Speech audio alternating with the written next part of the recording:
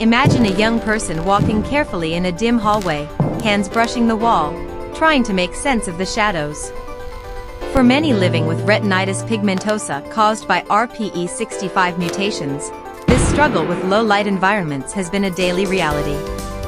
But then something extraordinary happened in medical science. A treatment called Luxturna emerged. The first gene therapy proven to restore the retina's ability to respond to light for people who carry harmful changes in both copies of the RPE65 gene.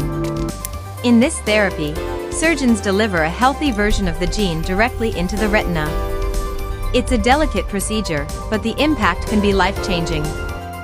For many patients who receive the treatment early enough, the difference is remarkable.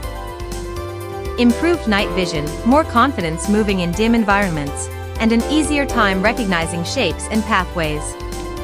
This isn't a full cure, and it doesn't stop every form of RP, but for this specific type, it represents a historic step forward.